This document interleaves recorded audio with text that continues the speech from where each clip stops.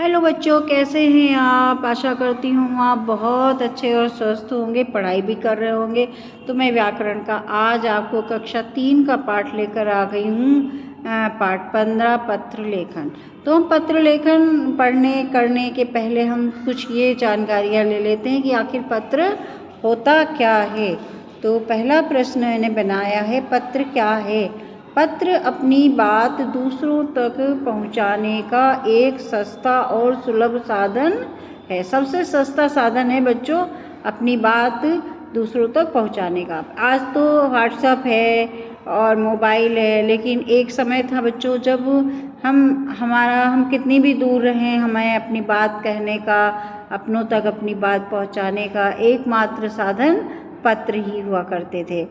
तो पत्र कितने प्रकार के होते हैं। तो पत्र 2 प्रकार के होते हैं। ये वो पत्र नहीं कि पोस्ट कार्ड और अंतर्देशीय, वो नहीं। मतलब पत्र कितने प्रकार के होते हैं, यानी कि हम जो एक होता है अनौपचारिक पत्र और दूसरा होता है औपचारिक पत्र। अनौपचारिक पत्र में क्या होता है कि इसमें कोई फॉर्मेलिटी या कोई उस तरीके का वो नहीं होता है। ये साधारण पत्र, घरेलू पत्र। अनौपचारिक पत्र को आप घरेलू पत्र भी कह सकते हैं। अपने घर वालों, मित्रों तथा सगे संबंधियों को लिखे जाने वाले पत्र अनौपचारिक पत्र कहलाते हैं। इसमें कोई औपचारिकता नहीं होती है। औपचारिक पत्र लिखे जाते हैं। सरकारी पत्र जो होते हैं, कार्यालयों के जो पत्र होते हैं, उनके अगर हमें किसी चीज़ के लिए सरकारी उससे कोई मदद प्राप्त करना है, या कोई हमारा मान लो आपका कोई सरकारी घर मिला हुआ है, उसमें कुछ खराबी हो गई, उसको आपको ठीक कराना है, आपको बिजली लगवानी है या कुछ करना है, तो ये पत्र जो क्या होते हैं, औपचारिक पत्र होते हैं।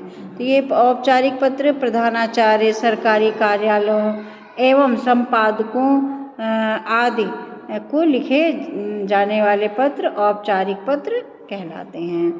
पत्र लिखते समय किन किन बातों का ध्यान रखना चाहिए, ये बहुत इम्पोर्टेंट हमारा प्रश्न है।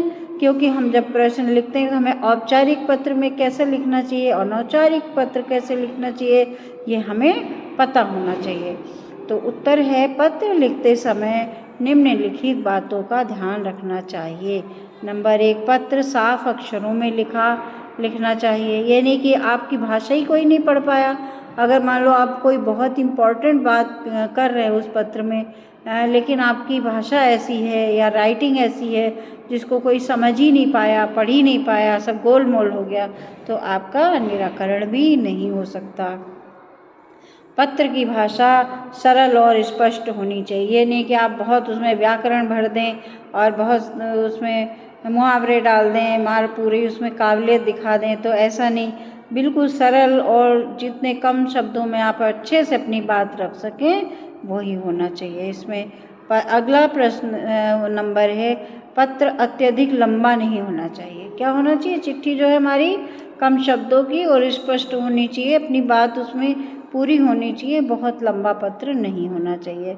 पत्र में यथा स्थान आदर सूचक शब्दों का प्रयोग होना चाहिए। जैसे स्टार्टिंग करें तो आदरणीय लिखें, और जो भी उसका पद है उसके प्रति उसमें सम्मान जाहिर होना चाहिए। तो इस तरह की बातें हमें पत्र में ध्यान रखना चाहिए।